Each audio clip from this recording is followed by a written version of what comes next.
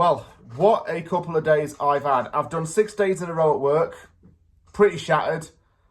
But I did manage to watch the game before I started my shift on Monday.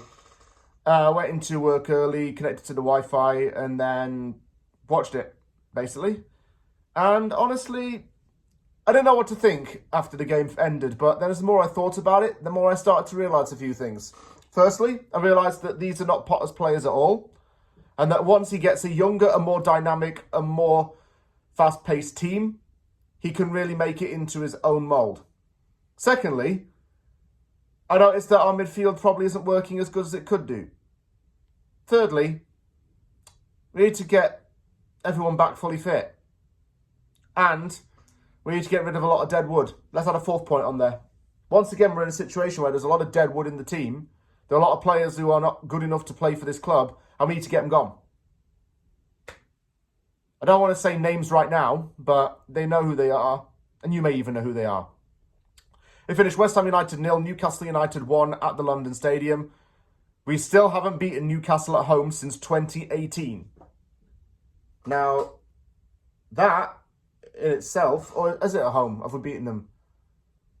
Yeah, I don't believe we've beaten them at home since 2018. Or even, yeah, something like that. I don't know exactly what the stat is. But still, we struggle against Newcastle in our own patch. It was a very dull game, to be honest with you, and neither team really looked like it wanted to win. In fact, Newcastle wasn't even at its best. We weren't at our best, obviously. Just had a very dull feeling to this match. It wasn't grabbing anyone's interest too much. The starting lineup for West Ham was the same as it has been for the last 2 games. Early on, we had a really good chance to score, but Souček put it over from close range. That's got to be miss of the season for him. You'd expect him to actually score from there. You'd expect anyone to, really. Even I probably could. I'm not even joking. Thought that Souček may needed to have come off at half-time and also get Kudus off. Made the runs, but no confidence in his finishing. That was a disappointment. Honestly, cash in on him in the summer. I think that defensively, Kilman was our best player. Was absolutely fully focused at all times and made really good tackles. I feel that the midfield wasn't great, to be honest. Some minor improvements have happened since Potter came in, but it still isn't well tuned.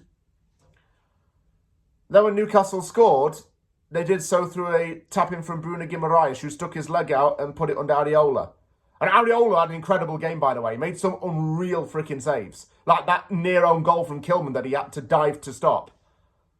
He was actually excellent, bar the goal he conceded. And that wasn't really his fault even. There was an argument that Isak pushed someone in the back in the lead-up to the goal. It wasn't looked at. There was a penalty shout to West Ham. It wasn't really looked at. Yet when someone pushes a West Ham player in the back a few moments after the goal is scored, that's awarded as a free kick. So that didn't make sense to me. I'm not blaming the ref for this entirely, but I'm just making my point.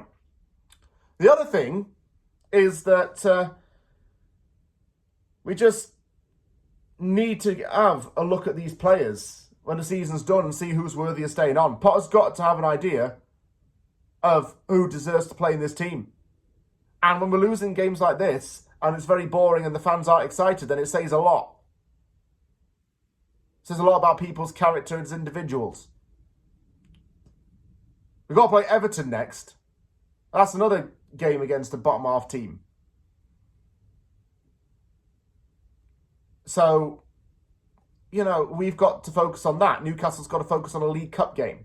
I expected it to play a weaker team against us, and it didn't. And still, we weren't even at the best, in my opinion, and we couldn't beat them. So it's a shame. And, yeah, a boring night in East London.